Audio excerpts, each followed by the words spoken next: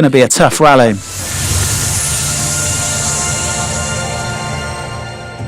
Let's talk about the competitors of this 45th edition as we welcome Charles Kuipers, head of the competitors department, and Matthias Ekstrom, who drives for Audi. Welcome to Paris, Matthias.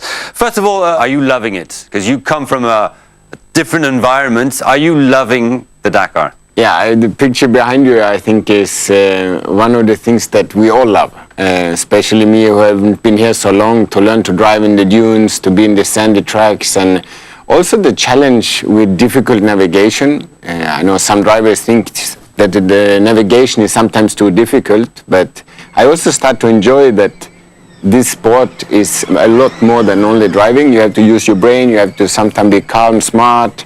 Someday you have to be pushing a lot, it's very simple road. So the mixture of it all, I think it was what makes this sport so unique. And once I start to understand, I also see the challenge, and you also have to be very humble and see you have to collect the experience to be a, regular front runner. Charles Kuipers, a few figures to start with on the number of entrants for this 45th edition. 465 vehicles will be competing in this new coast-to-coast edition. Over 370 will take part in the Dakar, with just under 100 in Dakar Classic. We have 855 riders, drivers and co-drivers from 54 countries. Like last year, the three most represented nations are France, Spain and the Netherlands. We have around 100 legends who have done more than 10 Dakars. And this year, 170 rookies will be discovering the Dakar for the first time. Finally, there will be 21 women, including 4 all-female crews.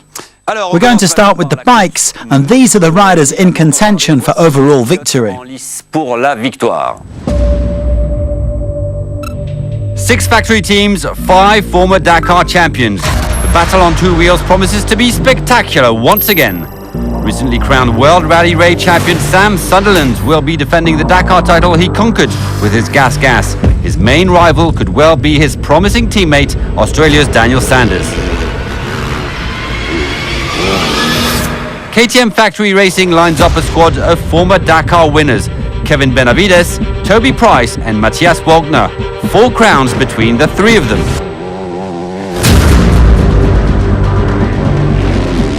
Team Honda wants revenge. After 2 consecutive wins, the Japanese brands lost the title. A newcomer in the team, Adrien van Beveren, dreams of a first success. He'll be riding alongside Ricky Brayback, Pablo Quintanilla and Juan Ignacio Cornejo. Also on a Honda, but in his own structure, Joan Barreda returns with the goal to reach the podium at last. With Argentina's Luciano Benavides and USA's Skyler House, Husqvarna hopes to conquer stages and, why not, a spot on the final podium. Sherco carries on growing. The French squads will again be counting on the experience of Lorenzo Santolino and the speed of Rui Gonçalves. Indian factory team Hero has high ambitions. The Kalahari Ferrari Ross Branch joins the team alongside experienced Joaquim Rodriguez and Franco Caimi, the goal to at least enter the top 10. Finally, all eyes will be on the young guns from Team Bass Dakar, and especially Mason Klein, best rookie last year when he finished 9th of his first Dakar.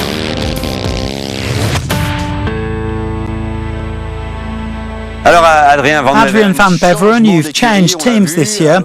Tell us about your decision to join Honda. Écoutez, c'est vrai que on a fait déjà un super. I had a great run with Yamaha. I was there for 14 years. They brought me into Rally Raid and they helped me to discover this discipline. But now I'm really happy to be riding on this bike with this team. Honda is 100% a factory team. They start with a blank page and they develop a bike that is purely for Rally Raid. Je vous avoue que c'est en tant que pilote aussi. As a rider, getting a chance to join HRC is really special, so I'm very happy. It's a new challenge. I feel a bit like a junior again.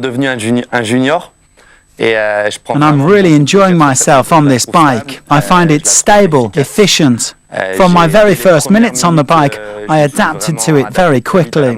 A first podium finish would be a very nice step in my life and my career.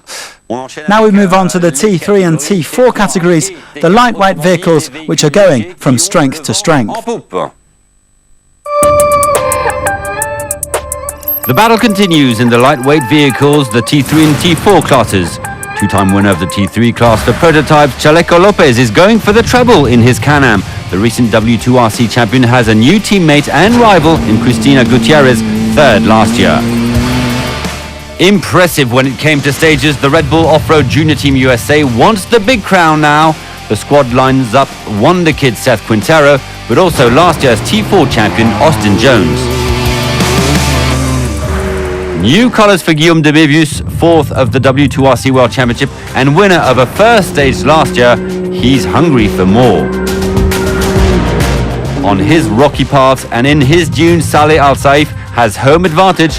The Saudi wants to hit back after retiring from the previous edition. In the T4 class, there will be a new champion. Recently crowned FIA T4 World Champion Rokas Basiuska seems to be the man to beat.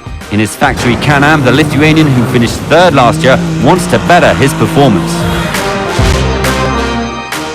The South Racing Can-Am team shows up with some strong contenders, including last year's runner-up Gerard Fares, but also Saudi's Yazir Saidan, now in T4, or Australia's Molly Taylor.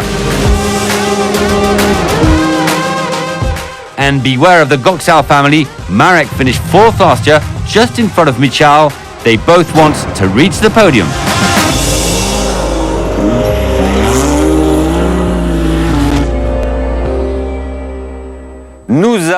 We are joined by the new World Rally Raid champion in the FIA T4 category from Lithuania. Hello to Rokas Basiuska.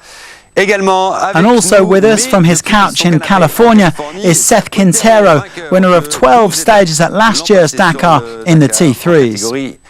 Hello, Seth, and thanks for being with us for this Dakar presentation. What memories do you keep from the last edition in Saudi Arabia with so many stage victories? Man, I mean, the last year was probably one of the most heartbreaking, rewarding years that I could have ever asked for. Winning every stage but one was amazing, but also definitely defeating. Just because getting that time penalty and not being able to win the overall, but obviously getting to that finish line on the final day, with going through most of the rally without not too many issues and kind of having mostly a clean rally, getting to the finish line and seeing everybody there and seeing the whole team there and how happy they were. It's that means a lot more to me than a lot of these stage victories is coming back to the bivouac and seeing how happy the team is or how proud I made them. So I think that's what's going to stick with me for a while. The goal is to win the Dakar, to beat the likes of Chaleco Lopez or Austin Jones.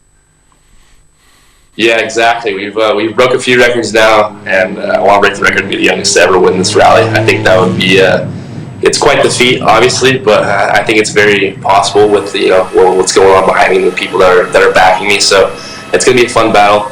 Chaleco's always hard to beat because he's so consistent. Austin's super fast. He's also super consistent. So it's going to be a battle at the end, but I'm really looking forward to it. Well, thank you very much to Seth Quintero from California. You can now return to bed, and thanks so much for being with us for this Dakar presentation.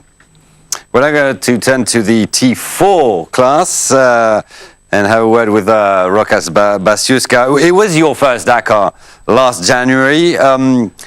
Was it, first of all, a dream to compete at the Dakar as a Lithuanian? And we know that the Dakar is huge in Lithuania. Yeah, since when I was 14, 15 years old, with father we watch on TV Dakar. And I said to him, one day we will come to Dakar because in Lithuania it's really popular Dakar. In the beginning was the plan, top 10 it will be incredible feeling, to first Dakar. But yeah, we managed quite okay, we fight for the points every time on the stage, and in the last days, we can see that we can fight for the podium. That was incredible, and first time, first podium, first rookie, and yes, I cannot imagine how I did, but better now than later. And then you had a fantastic season, 2022 season, with a victory in the FIA T4 class. Another satisfaction for you to be regular. The title is the world champion is important thing, and after Dakar we see that we are in the good position, and then we decide to continue to drive. And Abu Dhabi we finished second, then Morocco first, and in the Andalusia was really tight, you know, Marek and Jones, we had only 1 point between us, and then yeah, we are world champion. Now to one of the most prestigious classes, the cars, with a host of title contenders. Nombre de candidats à la victoire.